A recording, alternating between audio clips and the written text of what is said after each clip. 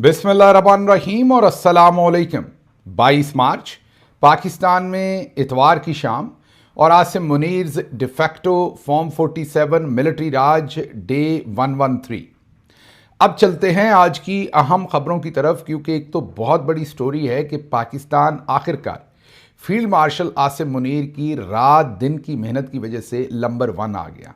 आपको पूरी लिस्ट बताएंगे, हालात बताएंगे, कैसे पाकिस्तान ने बहुत ही सुबह रफ्तारी से, तेज़ रफ्तारी से पूरी दुनिया के मुल्कों को क्रॉस किया। बाकी मुल्कों में भी कई जगहों पर बहुत हिम्मत की गई, लेकिन फील्ड मार्शल सबसे बाजी ले गए और पाकिस्तान को नंबर 1 पे खड़ा कर दिया। असल में तो नंबर 1 है, ये नंबर 1 नहीं है, लेकिन नंबर 1 पे ही आप समझे खड़ा कर दिया। तफसील आपके सामने रखते हैं। उसके साथ साथ आपको ये भी बताएंगे कि फील्ड मार्शल साहब जो है उन्होंने ऑपरेशनल मामलात में ही पाकिस्तान को नंबर 1 पर खड़ा नहीं किया, बल्कि हमारे रूहानी मामलात में, हमारे मजहबी मामलात में भी बड़ी तब्दीली लेके आए। आपको आज एक और कहानी भी आपके सामने रखेंगे कि कैसे आपके जनाजे की तकरीबात, आपके निकाह की तकरीबात, आपके बच्चे के कान में अजान देने की तकरीबात, मतलब कोई भी जो मज़हब से रिलेटेड तकरीबात हैं, उन पर भी बहुत बड़ा और गहरा असर डाला है फील्ड मार्शल आसिम मुनीर ने, और सब कुछ तकरीबन बदला बदला सा लग रहा है पाकिस्तान के अंदर। इस पर भी बात करेंगे, लेकिन सबसे पहले ज़रा क्विकली आपके सामने रख दें कि कासिम खान, इमरान खान के बेटे, जिनकी ईद वाले दिन इमरान खान से बात हुई, इमरान खान ने एक खुसूसी पैगाम उनके हाथ आप सबके लिए भेजा। एक तो पूरी कौम को ईद मुबारक का पैगाम इमरान खान ने भेजा। उन्होंने अपने बेटे से कहा कि पूरी पाकिस्तानी कौम को मेरी तरफ से ईद मुबारक का पैगाम देना है, और उसके साथ उन्होंने जो एक मुख्तसर पैगाम यहाँ पर रखा वो ज़रा सुन लीजिए। उन्होंने कहा कि कल मेरी अपने वालिद से बात हुई, उन्होंने मुझसे कहा कि मैं उनका ये पैगाम आप तक पहुँचा दूँ। इस मुल्क के जजों को अपने आप पर शर्म आनी चाहिए। बार बार हम अदलिया के पास गए हैं, लेकिन इन्होंने अपनी ज़ाती मराद और मफादात के लिए अपने ज़मीर बेच दिए। इन्होंने अपनी दयानत फ़रोख्त कर दी। वो जानते हैं कि वो मुझे तोड़ नहीं सकते, इसलिए वो मेरी बीवी की तरफ रुख करते हैं। वो बुशरा बीबी के साथ ये गैर इंसानी सलूक कैसे होने दे सकते हैं? सिर्फ मुझे ब्लैकमेल करने के लिए उनको 24 घंटे तन्हाई में रखा जाता है, सवाए हफ्ते में सिर्फ 30 मिनट मेरे साथ मुलाकात के, और अक्सर वो भी नहीं करवाई जाती, नज़रअंदाज कर दी जाती है। इस्लाम में औरतों, बच्चों और बुज़ुर्गों को तकलीफ़ देना हराम है, और इनके मकासद तो बिल्कुल वाज़े हैं। जो कुछ ये कर रहे हैं, ज़ाहिर है वो तकलीफ़ देने वालों की बात कर रहे हैं। माशरे में इंसाफ के ज़िम्मेदार जज होते हैं, इन्हें अपने आप पर शर्म आनी चाहिए। ये वो पैगाम है जो इमरान खान ने भेजा है, कासिम खान हमारे साथ शेयर कर रहे हैं। इस पैगाम को अगर गौर से देखें तो इसमें इमरान खान अपने बारे में, अपनी आंख के बारे में, अपनी ज़ात के बारे में कोई गिला नहीं कर रहे, उसको बर्दाश्त कर रहे हैं। अपने आप को बुज़ुर्ग की कैटेगरी में भी नहीं डाल रहे, अपने आप को आप ये कहिए कि ऐसी किसी कैटेगरी में भी नहीं डाल रहे जहाँ पर वो अपने लिए कोई गिला भी कर रहे हों। अपने ऊपर होने वाले जुल्म के बारे में भी बात नहीं कर रहे हैं तो बुशरा बीबी जो एक खातून है, जो उनकी ज़ौजा है। यहाँ से आपको इमरान खान का एक और कैरेक्टर समझ आता है कि जब वज़ीर आज़म थे, मोहम्मद बिन सलमान से मिलते थे तो उन्हें कहते थे कि मेरे मेहनत कश आपके मुल्क में हैं, उनसे मेहरबानी कीजिएगा, उनसे अच्छा सलूक रवा रखिएगा। शरीफ ख़ानदान की तरह किसी मिल की, किसी और अपने ज़ाती मरासम की, अपने ख़ानदान के मरासम की बातें वहाँ नहीं करते थे। आज जेल में हैं तो वहाँ से भी बुशरा बीबी की बात कर रहे हैं, जो ज़ाहिर है उनका फ़र्ज़ भी है, हक भी है और फ़र्ज़ भी है, क्योंकि वो उनकी ज़ौजा है। लेकिन इससे एक कैरेक्टर इमरान खान का आपके सामने आता है कि हमेशा किसी और के लिए खड़े होते हैं, दूसरे के लिए, दूसरे के हकूक़ को अपने हकूक़ से भी ऊपर रखते हैं और उसके लिए आवाज़ उठाते हैं। उनकी ज़ौजा है, उन्होंने ही बोलना है, किसी और ने नहीं। लेकिन मैंने तमाम इस स्टेटमेंट के अंदर कोई एक लफ्ज़ ढूंढने की कोशिश की जो उन्होंने अपनी ज़ात के लिए आपको पैगाम भेजा हो, मुझे भेजा हो, सबको भेजा हो कि इस पर बात करें। उन्होंने पूरी की पूरी बात जो है वो अपनी ज़ौजा के बारे में की, अपनी बीवी के बारे में की, और इसमें कोई शक नहीं कि जो उनकी बेगम के ऊपर जुल्म किए जा रहे हैं सिर्फ उनको तोड़ने के लिए, वो वही महसूस कर सकते हैं, देख भी रहे हैं, और उसकी जो उन्हें तकलीफ़ हो रही है उसको वो इन अल्फाज के अंदर बयान कर रहे हैं। इसकी जितनी मजम्मत की जाए, जो कुछ इमरान खान के साथ, खुसूसन बुशरा बीबी के साथ किया गया है, वो कम है। ज़ाहिर है पाकिस्तान ने कभी इतनी पस्ती नहीं देखी। आसिम मुनीर साहब झंडे गाड़ रहे हैं। अगली खबर की तरफ चलेंगे तो आप देखेंगे कि वाकई आसिम मुनीर साहब ने जो असल उनका काम था उसमें भी झंडे गाड़ दिए हैं। हाफिज जी तुन के रखो, ये अज़मा बुखारी ने हमें बताया था। हमें तब यकीन कीजिए इतना नहीं पता था कि हाफिज जी इतना आगे तक तुन के रखेंगे। हाफिज जी ने तो मुकम्मल ही तुन के रख दिया है। कहाँ? पाकिस्तान अब नंबर 1 पे आ गया है। पहले तो नंबर 1 पे था, अब नंबर 1 से नंबर 1 की तरफ हमने अपनी जुस्तजू जारी रखी है। बर्कीना फासो को हमने शिकस्त दे दी है, शिकस्त फाश दी है, और हम आए हैं नंबर 1 या नंबर 1 जो भी कहना है वो पूरी दुनिया में दहशतगर्दी के चार्ट पर। जी हाँ, दहशतगर्दी के इंडेक्स पर, जहां पर लॉलेसनेस है, दहशतगर्दी है, तबाही है, उसमें पूरी दुनिया को हमने टॉप कर दिया है। हाफिज जी नंबर 1 पर आ गए हैं। तुन के रखो की पॉलिसी में स्पीड इतनी रखी है, पंजाबी की एक एक्सप्रेशन है, ज़रबुल मिसल है, सवारी लब्बे ना लब्बे, स्पीड 190। हाफिज जी ने स्पीड 190 रखी है, और अब उसमें पाकिस्तान को ये जो नाकामी कहना है, आपने कामयाबी कहना है, आप पे छोड़ता हूं। पाकिस्तान इस लिस्ट को क्रॉस करते हुए नंबर 1 से हकीकी नंबर 1 बन गया है। जिम्मेदारी किसकी है, अकाउंटेबिलिटी किसकी होनी है, वो आगे चल के बात करते हैं। पहले ज़रा तफसील दे दें। ग्लोबल टेररिज्म इंडेक्स 2026 GTI, इसको इन शॉर्ट कहेंगे, उसकी जो ताज़ा तरीन रिपोर्ट शाया हुई है उसमें पाकिस्तान दहशतगर्दी में सबसे ज़्यादा मुतासरा मुल्क बन गया है और पहले नंबर पर आ गया है। ये पहली बार है कि पाकिस्तान इस इंडेक्स में टॉप पर पहुंचा है। पहले भी पाकिस्तान टॉप 10 में कई दफ़ा गया, लेकिन इस तेज़ी से, इस शुभ रफ्तारी से, आप ये कहिए कि बरवक्त कार्रवाई करते हुए हाफिज जी ने जो नंबर 1 पर जाके झंडा गाड़ा है, ये पाकिस्तान में पहले नहीं हो सका। Institute of economics and peace की रिपोर्ट के अहम नकात जो हैं वो आपके सामने रख देते हैं। 2025 के अदाद शुमार के मुताबिक पाकिस्तान में दहशतगर्दी से 1139 अमवात हुई और 1045 जो हैं वो दहशतगर्दी के हमले हुए, जो 2013 के बाद सबसे ज़्यादा हुई। पहले शायद 2013 में इस तरह का मामला हुआ था, लेकिन 2013 के बाद सबसे ज़्यादा अमवात जो हैं वो अब हुई। दहशतगर्दी से मुतल्लक अमवात में तकरीबन 6% इजाफा हुआ पिछले साल के। अगर सिर्फ पिछले साल से मुकाबला करें तो 6%, उससे पिछले सालों पे चले जाएं तो ये कई गुना इजाफा होगा। अगर आप 2022 2021 इमरान खान का जो ज़माना था उससे कंपेयर करेंगे तो ये कई गुना इजाफा और ज़्यादा होगा। पाकिस्तान का GTI स्कोर 8574, 8574 है, जो दुनिया में सबसे ज़्यादा है। दूसरे नंबर पर बर्कीना फासो है जो 8324 है, और तीसरे नंबर पर नाइजीरिया है जो 7816 है। उसके बाद अगले माली है, उसके बाद सीरिया है, फिर सोमालिया है और फिर कॉन्गो है। तो ये 8 जो टॉप के मुल्क हैं हमने आपको गिनवाए हैं। इनमें तेज़ी से पाकिस्तान जो है बर्कीना फासो के साथ, पिछले साल हमने ये रिपोर्ट किया था और बताया था कि हाफिज जी का सख्त मुकाबला चल रहा है, जैसे कहते हैं ना कांटे का मुकाबला। हाफिज जी उसमें विनर आए हैं। अब हमें ये नहीं समझ आ रही कि फील्ड मार्शल से ऊपर तो कोई ओहदा नहीं है, मतलब मैक्सिमम ओहदा फील्ड मार्शल ही है, वो इस कौम ने उनको दे दिया। अब क्या दें कि हम इस नंबर 1 की पोजीशन से दूसरी तरफ को, हम अगर दूसरे नंबर पर थे, पिछले साल हम दूसरे नंबर पर थे इस इंडेक्स में, तो हम दूसरे से कुछ तीसरे, चौथे, पांचवें, उस तरफ को सफर हमारा शुरू होता।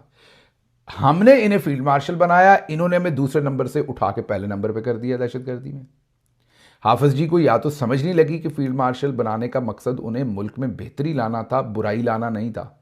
वो या तो मिसअंडरस्टैंड कर गए या मुझे नहीं समझ के हुआ क्या है। बहरहाल जब से उन्हें फील्ड मार्शल बनवाया तो जिस जगह पर हम थोड़े तो बेहतर नहीं, मतलब दूसरे नंबर पर थे, लेकिन चलो उन्होंने उठा के हमें नंबर 1 कर दिया हाफिज जी ने। अब दूसरी तरफ मुझे समझ नहीं आती, फी घंटा की रफ्तार से को 800 ऑपरेशन DG ISPR हमें बताते थे, कहते हैं 14,000 ऑपरेशन कर दिए, 14,000। हाँ जी, दहशतगर्दी के खिलाफ हमने 40,000 ऑपरेशन कर दिए, हमने इतने काइनेटिक कर दिए, इतने फलाने, इन टर्म्स भी इस्तेमाल होती हैं, सब कुछ होता है।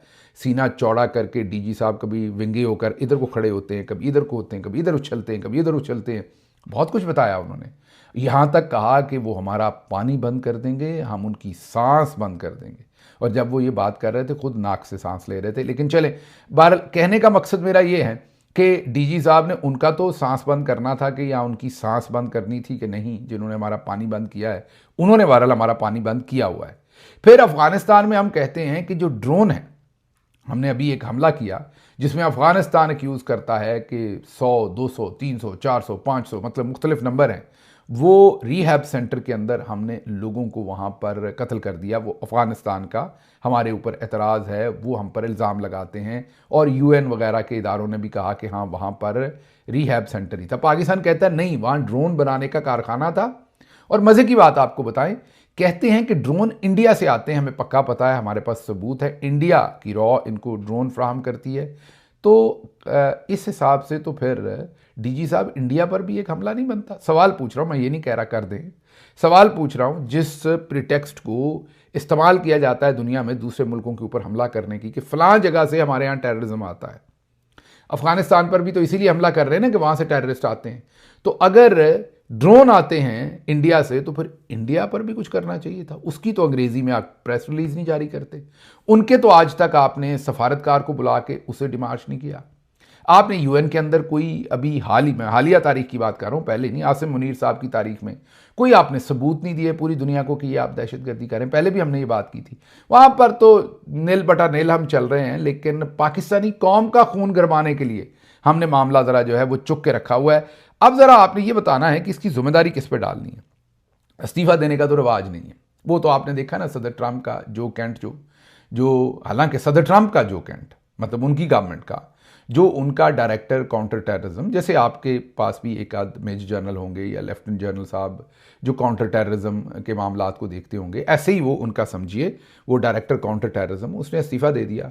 हमने नहीं, 71 में भी हमें किसी को नहीं पता लगा कि गलत हुआ, एक बंदे ने इस्तीफ़ा नहीं दिया। कई दफ़ा कल ही मेरे एक दोस्त मुझे मिल रहे थे, उनके वालिद मोहतरम फ़ौज में थे, बड़े ही मोहतरम आदमी हैं, तो वो बता रहे थे कि मेरे अब्बा बताते हैं, सीनियर ऑफिसर थे, तो कहते मेरे अब्बा बताते हैं पहले फ़ौज ऐसी नहीं थी। तो मैंने उनके सामने हाथ जोड़े, मैंने कहा यार थोड़ा सा, हाँ ठीक है हमारे बुज़ुर्ग सारे बड़े अच्छे हैं, लेकिन हमारे हालात भाई साहब ऐसे ही थे, हाँ हमें पता नहीं था। क्या 71 में किसी एक जवान ने मतलब एक जनरल साहब ने, एक मेजर जनरल साहब ने इस्तीफ़ा दिया, एक ब्रिगेडियर साहब ने इस्तीफ़ा दिया कि ये गलत हो गया? भुट्टो को जब फांसी दी तो किसी एक ने इस्तीफ़ा दे के कहा कि यार नहीं ये गलत हो गया, ये हमारी यूनिफॉर्म गलत इस्तेमाल हो गई, ये मैं नहीं। अच्छा, अब आप कहेंगे बच्चे पालने जनाब और क्या, तो ये जो अमेरिका में लोग इस्तीफ़ा देते हैं इन्होंने बच्चे नहीं पालने होते, इनका करियर नहीं होता, ये मेहनत करके यहाँ तक नहीं आए होते। तो हमारे यहाँ ऐसा कोई रिवाज नहीं है हजूर।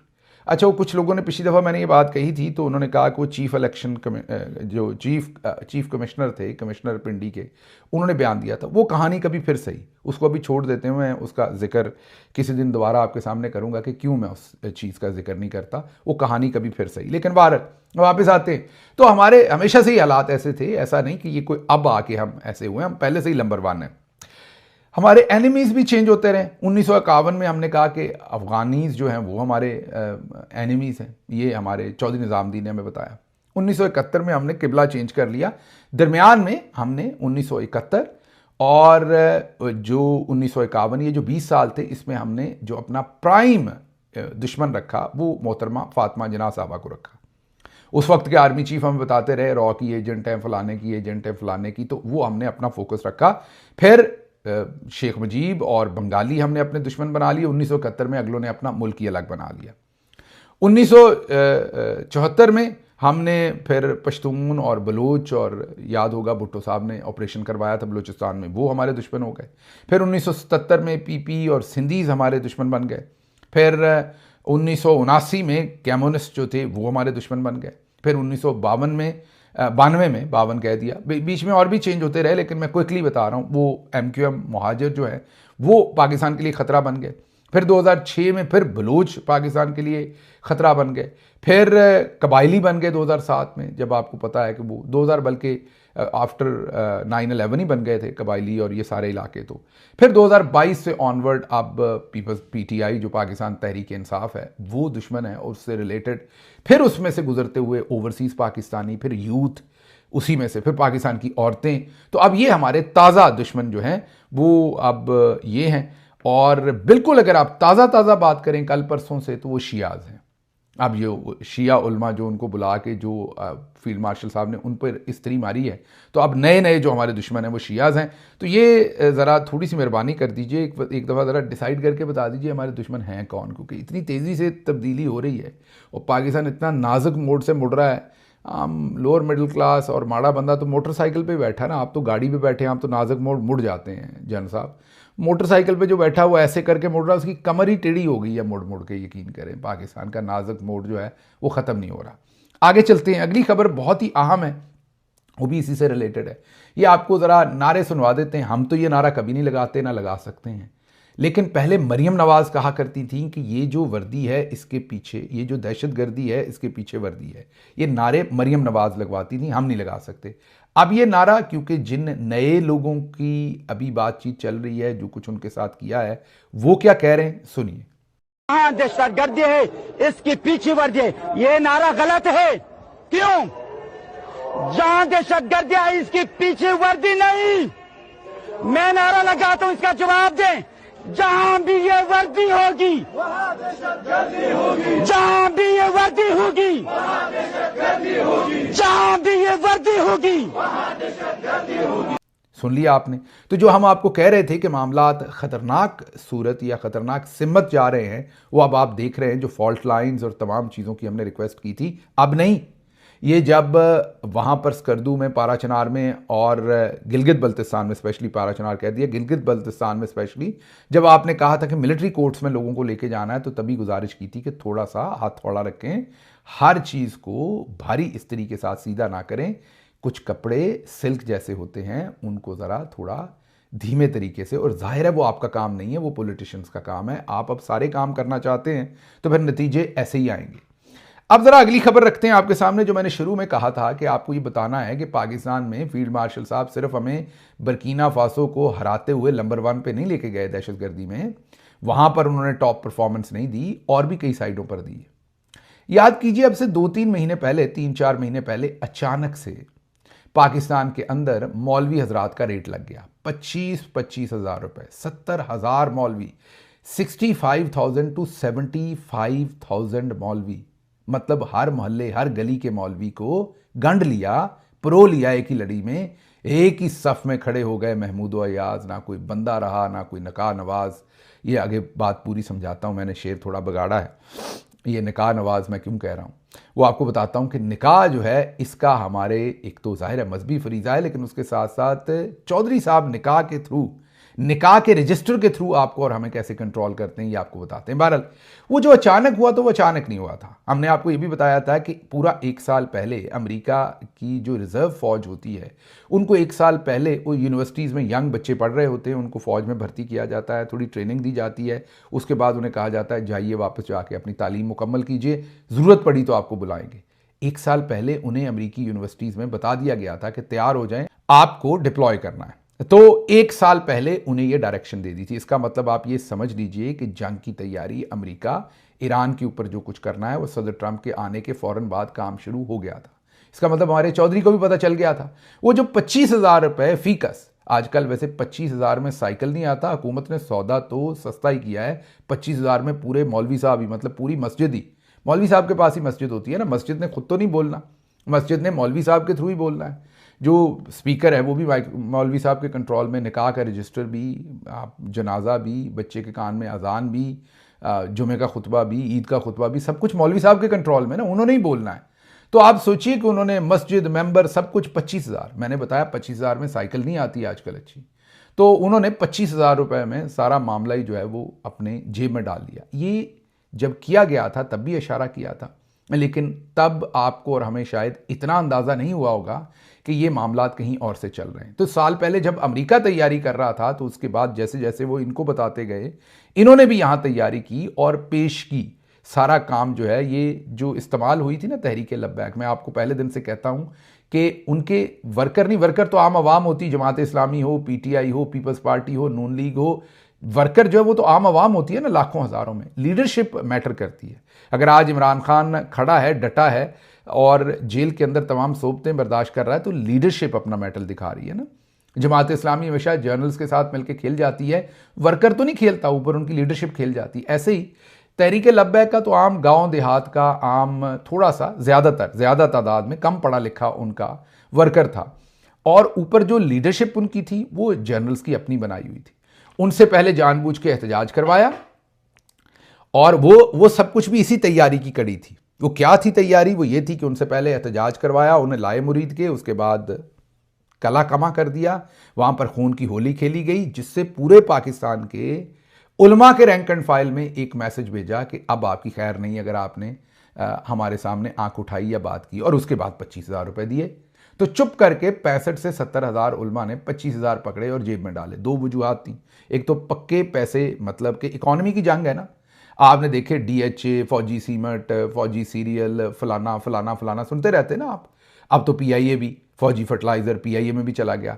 तो मौलवियों ने देखा कि जनरल हजरात अपनी इकॉनमी चला रहे हैं, तो हम अपनी इकॉनमी ठीक क्यों ना करें। या उन्होंने कहा कि ठीक है, मुरीद के में आपने गोलियां शोलियां मारी, कोई इकॉनमी का भी सोचें। बड़े मौलवी हजरात ने मशवरा दिया, तो इन्होंने कहा हाँ ये बात ठीक है। तो इकॉनमी में भी हिस्सा बकदरे जुस्सा रखा गया और मौलवी हजरात को 25,000 रुपये दिए गए। और उसके बदले में क्या हुआ वो आपको आगे बता देते हैं। बचपन से ईद का खुतबा होता था, जुमे का खुतबा होता था, बच्चे के कान में अजान के बाद दुआ होती थी, जनाजे के ऊपर दुआ होती थी, शादी के ऊपर दुआ होती थी। उसमें दो मौजू जरूर होते थे, फ़लस्तीन की आज़ादी, कश्मीर की आज़ादी। अच्छा ये क्यों होते थे मौलवी साहब, ये क्यों करते थे? इस्लाम के जो बेसिक पिलर्स हैं, नमाज, रोज़ा, हज, ज़कात, उसके साथ जहाद भी है, आपको पता है। अब जहाद जरा थोड़ा सा आपकी जनाब तगड़ेपन का भी तो इजहार करना होता है ना मौलवी साहब ने, को डटे हुए महाज पे। तो मौलवी साहब के लिए ज़रा वो मसाले का काम भी करता है, ये बताना कि भाई ये आज़ादी के लिए चैन से नहीं बैठना, हमने हलवा खाना है तब तक। तो ये दुआओं के अंदर ज़रूर शामिल होता था, भले जगह बनती थी कि नहीं बनती थी दुआ की। किसी की माँ मरी हुई है, वहाँ पर जनाजा हो रहा है, उसकी दुआ में भी कश्मीर को आज़ाद करवाना। भाई अभी तो मुर्दा दफनाना है हजूर, कश्मीर की आज़ादी के लिए तो जाके उधर लड़ना पड़ना। लेकिन मौलवी साहब ठोक देते थे वहाँ पर भी जो है वो कश्मीर की आज़ादी और फ़लस्तीन की आज़ादी। अब दुआओं में से सब कुछ गायब हो गया है। अब दुआओं में से, जैसे आजकल पाकिस्तान के जजेस हों, जर्नल हों, उनके अंदर थोड़ी बहुत जो पहले कोई शर्म हया होती थी, ख़त्म हो गई ना। मतलब कोई धड़का होता था, जैसे जो बाजी मरियम कर रही हैं। हमारे पास एक होशरबा स्टोरी है, वो भी आपको कल के वीलॉग में बाजी की रखेंगे। जहाज़ 4 घंटे क्या करता है वो हमारे पास एक खबर है, आपके पास रखेंगे, सबूत आपके सामने रखेंगे। इस दफ़ा वीडियोस और दूसरी चीज़ें आपको दिखाएंगे। फ़िलहाल ये बात कंप्लीट कर लें। तो अब उलमा जो हैं वो, मतलब यहाँ तक गर्मी थी हमारे उलमा में कि एक, मैं नाम नहीं लेता फिर मेरे पीछे चढ़ जाएंगे। आप सबको याद होगा कि नबी करीम सल्लल्लाहु अलैहि वसल्लम के चचा मोहतरम का कलेजा एक खातून ने चबाया था। अब हमने सारी हिस्ट्री में उनको एक ये वाला जो वाक़या था, इसकी वजह से एक संगदिल और नेगेटिव कैरेक्टर के तौर पर पढ़ा। तो मैंने कहीं प्रेस कॉन्फ्रेंस में जिक्र कर दिया उनका नाम लेके। मैंने तशबीह दे दी कि फ़लाँ का, मरियम नवाज़ का, कहा कि ये उनकी तरह संगदिल है। तो जनाब फतवे लग गए कि उन्होंने तो बाद में इस्लाम कबूल कर लिया था, क्योंकि वो नबी करीम सल्लल्लाहु अलैहि वसल्लम के ज़माने में थी, तो वो तो सहाबी रसूल हैं। आपने उनका नाम ले दिया, उनके नाम के साथ रज़ी अल्लाह अन्हा नहीं कहा और आपने उनको हज़रत नहीं कहा, तो फतवा लग गया। तो मुझे एक्सप्लेनेशन देनी पड़ी कि जी मुझे पता नहीं था, मैं माज़रत ख्वाह हूँ, मैं उनका बिल्कुल तौहीन करना मकसद नहीं था, मैं तो जो नबी करीम सल्लल्लाहु अलैहि वसल्लम के चचा के साथ हुआ था वो। और फिर बाद में मुझे कुछ उलमा ने कहा कि नहीं ऐसा नहीं है, ये जो उलमा आपको कह रहे हैं ये गलत कह रहे हैं। मैं तो क्योंकि आलम नहीं, मैं तो फतवे नहीं दे सकता। उन्होंने कहा कि नबी करीम सल्लल्लाहु अलैहि वसल्लम ने तो ये कहा था कि मैं इनका चेहरा भी नहीं देखना चाहता, मेरे सामने आती तो मुझे तकलीफ होती। बहरहाल वो एक मजहबी बात है, फिर उधर चले जाएंगे। मतलब उलमा इतने गर्म थे कि आप कोई बात नहीं कर सकते थे। अब वो पंजाबी में कहते हैं कान च पाया रड़कदा नहीं। अब हमारे उलमा कहीं कोई मेरा मतलब चक्कर ही नहीं। शादी से कश्मीर गायब, निकाह से कश्मीर गायब। दुआएं जो हैं सिर्फ छुआरे रह गए हैं शादियों पे और मौलवी साहब रह गए हैं। हलवा मुझे नहीं पता है कि नहीं है। उसके बाद मैयत के मामले से पूरे का पूरा काम गायब। मतलब हर जगह से कश्मीर फ़लस्तीन गायब। इस दफ़ा ईद के खुतबे पे हमेशा, क्योंकि ज़रा पैसे भी इकट्ठे होने होते हैं, हमेशा उलमा हजरात जो है फ़लस्तीन की आज़ादी, कश्मीर की आज़ादी बड़ा रो के गिड़गिड़ा के अल्लाह से दुआ करते थे। कोई नाम नहीं जनाब। ईरान के हक़ की बात, किसी और की, इसराइल के ख़िलाफ़ बात तो दूर है, अमेरिका की तो अब ख़त्म ही हो गई। तो अब जनाब जो है वो सिर्फ़ और सिर्फ आप ये कहें कि उनकी आज़ादी के लिए भी किसी ने बात नहीं की। आगे चलते हैं, ये तो हो गया। मतलब यहां तक रौला था कि इस्लामाबाद क्योंकि टेक्सटाइल सिटी है तो वहां पर कैलीग्राफी, मतलब डिज़ाइन जब बनाते बेडशीट का, किसी कपड़े का, तो उस पर कई दफ़ा कैलीग्राफी लिखने का तरीका है ना, वो कैलीग्राफी में कुछ लिखा जाता था, प्रिंट किया जाता। मौलवी हजरात कहते थे ये तो कुरान करीम से तशबीह है, आप पे फतवा लग जाएगा। तो जो मिलों के मालिक थे वो माल पानी दे के उनसे वो अपना प्रिंट अप्रूव कराते थे कि हजूर ये तो शेर लिखा हुआ है, ये अब अरबी ज़ुबान में आप समझिए, जो अब सऊदी अरब जाएंगे वहाँ मोहब्बत का इजहार भी अरबी में होगा, गाली भी कोई अरबी में देगा, लड़ाई भी अरबी में करेगा, भाव ताव भी अरबी में करेगा। अब पाकिस्तान हमें, क्योंकि हम तो अरबी में एक ही चीज़ कुरान करीम ही पढ़ते हैं, तो वहाँ जो भी हो रहा होगा, तो इसलिए यहाँ पर अरबी से तशबीह में आप कुछ भी करते हैं तो वो मज़हब का फतवा लग सकता है। तो वो मौलवी साहब इतने गर्म होते थे अब से 6 महीने साल पहले, 2 साल पहले तक। अब ज़रा पता नहीं गर्मी किधर निकल गई सारी, तो मामला जो है वो हो गया ख़त्म। अब जैसे मैंने जर्नल्स की इकॉनमी कही, ऐसे उलमा की भी इकॉनमी है। सबसे पहले तो बड़े उलमा हैं, बड़े बड़े जो जय्यद उलमा हैं, जिनके पूरे सिलसिले हैं, उनको एक तो बैरूनी फंडिंग मिलती है। बैरूनी फंडिंग जो है खलीज के ममालिक से आती है। तो एक तो उनकी मजबूरियां वो हैं कि उन्होंने लाइन वहाँ से लेके बोलना है, नंबर 1 बैरूनी फंडिंग। फिर उनका अंदरूनी नेटवर्क है। दूसरी उनकी इकॉनमी का मामला उनका अंदरूनी नेटवर्क है। अंदरूनी नेटवर्क क्या है कि उनके जो मदरसे हैं, मदरसे ज़ाहिर मौलवियों ने चलाने, तो जो तूलो अर्ज़ में ये जो 65,000 मौलवी, 70,000 मौलवी की हमने बात की, पहले भी कह चुका हूँ कि साइकिल नहीं आती 25,000 में। मौलवी आजकल जो है वो 25,000 फी महीना जो है हुकूमत ने अपनी जेब में डाल लिया। तो तीसरा उनका जो काम है वो है हुकूमती ओहदे। अब बैरूनी फंडिंग भी मौलवी साहब को डायरेक्टली मिल गई, बड़े मौलवी साहब को, और हुकूमती ओहदे भी उनको, उनकी आल औलाद को गाड़ियाँ शाड़ियाँ, फ्री के हज उम्रे, बाकी मुराद, खजूरें आती हैं, बड़े महंगे महंगे गिफ्ट आते हैं रमज़ान में और बैरून ममालिक से। तो वो तो हो गया खांचा सीधा फिट। उसके बाद हुकूमती ओहदे, उसी वसातत से फिर हुकूमत के ओहदे, कोई चांद देख रहा है, कोई जनाब किसी अदालत के ऊपर, शरई अदालत, कोई किसी, मतलब वो बड़े बड़े ओहदे सारे जो को पंजाब के अंदर, कोई वक्फ बोर्ड को फलां, तो वो सारे ओहदे जो हैं वो भी मुराद का दूसरा। तीसरा मैंने कहा नेटवर्क, तूलो अर्ज़ में। अब नेटवर्क कैसे चलता है? नेटवर्क एक तो आपके मदरसे हैं, वहाँ से चंदा इकट्ठा होता है, इन्फ्लुएंस है। दूसरा फिर वहाँ पर जो आपके नेटवर्क के आपके सारे डिस्ट्रीब्यूटर हैं, मतलब आपके उलमा हजरात हैं आगे, उनके भी तो कोई रोज़ी रोटी का, उनका एक बहुत बड़ा जरिया है निकाह रजिस्टर। निकाह पढ़ाना है, उसमें से पैसे मिलने हैं, और निकाह तभी पढ़ाया जाना जब वो यूनियन काउंसिल में रजिस्टर होगा। अब अगर हुकूमत टाइट कर दे वो वाला पाइप और यूनियन काउंसिल में इन मौलवी साहब का रजिस्टर जो है बंद, आसिम मुनीर साहब का तो दिल करे तो वो नून लीग के जितने अल्ले तल्ले उन्हें कहें आज के बाद निकाह ये पढ़ाएंगे, रजिस्टर उनके ऑन कर दें, यूनियन काउंसिल एक्सेप्ट ही उनकी करे, निकाह नामे के रजिस्टर इशू ही उन्हें हों, रजिस्ट्रार डिक्लेयर ही उन्हें कर दिया जाए। तो मौलवी साहब जब रजिस्टर निकाह पढ़ा के रजिस्टर लेके जाएंगे, रजिस्टर करने को अगर यूनियन काउंसिल रजिस्टर ही नहीं करेगी तो आप उनसे निकाह पढ़वाएंगे, तो मौलवी साहब की गेम तो ख़त्म हो गई। तो मौलवी साहब को तो जो तार लगी हुई है बिजली की पीछे से, चार्जर जो लगा हुआ है वो हुकूमती लगा हुआ है, तो हुकूमत उतार लेगी तो वहाँ से भी जो बड़ी इकॉनमी उलमा हजरात की है वो कंट्रोल हो गई। तो जो अंदरूनी नेटवर्क है, निकाह का रजिस्टर है, निकाह की इकॉनमी है, इसने भी उलमा हजरात को जो है वो बिल्कुल आप ये कहें कि बिल्कुल टाइट करके रख दिया। उनके पास कोई जगह जो है वो रहने नहीं दी। तो अब सूरत हाल है क्या?